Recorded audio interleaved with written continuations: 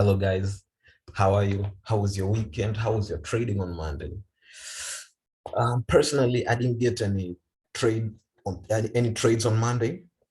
Obviously, there wasn't a lot of momentum, and as you can see here on the US dollar, this is the US dollar index. There was only consolidation. So and 80% of the moves in the forex market are controlled by the US dollar. So as you can see, it was consolidating, so it didn't get any moves. So yeah, in this video, what we're going to be talking about are some currency pairs, obviously, the way I anticipate them to play out during the week. Some indices like US 30, NAS 100, and our personal favorite, Volatility 75, and our commodity gold, obviously, we're going to be talking about it too. If that sounds interesting to you, stick with us until the end. Smash that like button whenever you find this video of value. Share with a few friends that you believe the video will be of help to them. Subscribe, and don't forget to hit that bell notification so that you'll be notified whenever we release content in the future. So without further ado, starting off with the US dollar right in front of us. The whole of last week was a consolidation, obviously. You can see here, we didn't get any moves last week. But as you can see here, this week, I'm anticipating to see prices break below here and keep on pushing lower. And prices right now are creating this descending triangle pattern, creating lower lows and lower highs. So obviously, I'm expecting to see a breakout here. After the breakout, that's when I'll be looking for entries with my first targets at around here. And if prices do manage to break below this support area, then I'll be looking for my second targets down here. So that's how I anticipate to see prices play out on the US dollar index, obviously. Let's talk about NAS 100. This is a crazy, okay. Anyways, this was a crazy trade we took last week.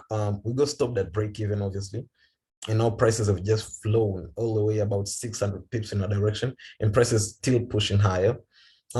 Anyways, so my bias is still bullish. I'm obviously still anticipating prices to hit here because you see there's a clean traffic on the left-hand side, and prices to obviously reach our final targets all the way up here. So NAS 100, if you watched my analysis of last week, maybe you caught this trade. Good for you. So NAS 100, I'm still anticipating a bullish move. If you get any bullish opportunities around the area, you can take your trade and go with it all the way until up here. Gold. With gold, obviously, since I'm anticipating, excuse this dirt, I was using it to teach the other day. So since gold, I'm anticipating for the US to actually be bearish. So gold, I'm anticipating it for it to be bullish. So obviously, my bias on gold is I'm anticipating to see prices keep on pushing higher, break above this, and then push until maybe they reach this trend line here. And if they do manage to break it, I'll be anticipating to see prices hit here as our final targets.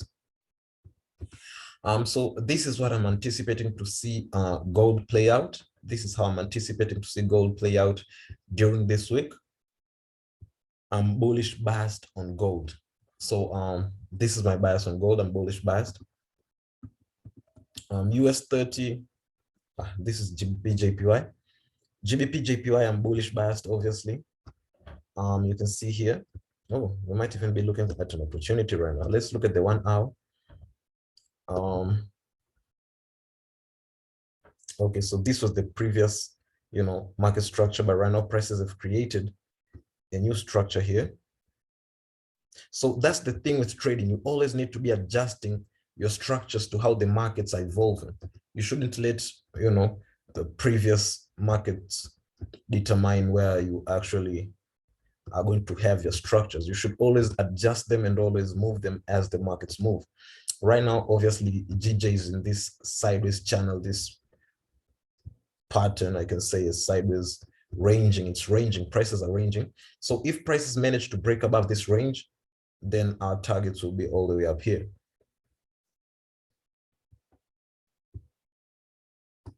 That's what I'm anticipating on GG. Right? Let's see how it plays out. Obviously, with this bullish momentum, if prices close above here, you can be looking for buying opportunities to go all the way up there, which is about 130 pips, so it's not a bad move. Woo! Aussie USD. Woo, woo, woo. What? I sent this yesterday on my free Telegram channel, Instagram. If you're not in either, you should be, because you're missing out. Check out that move though. Woof! Crazy. I sent, the link is in the description below if you're not in my free Telegram channel. The link is in my description. Look at that solid move. Eesh.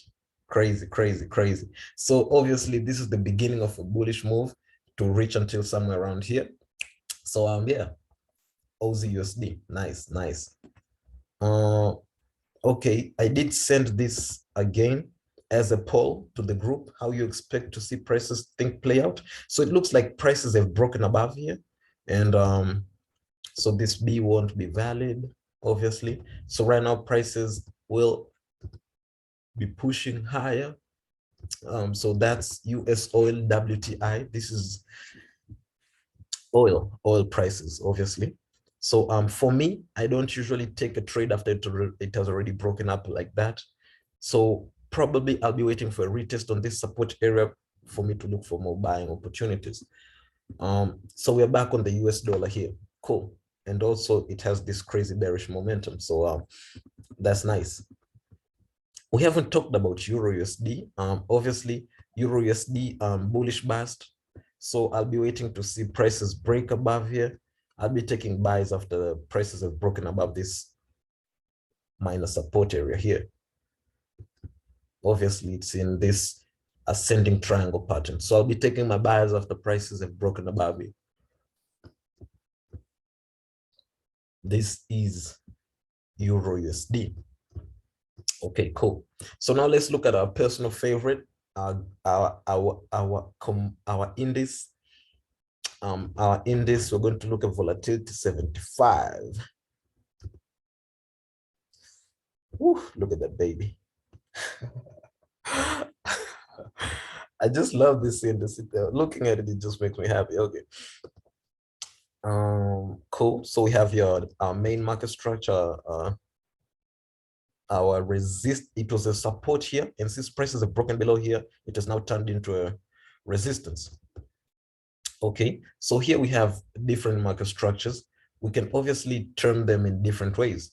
We can actually classify this in different horizons. You can say that, okay, this is a left shoulder, obviously, right?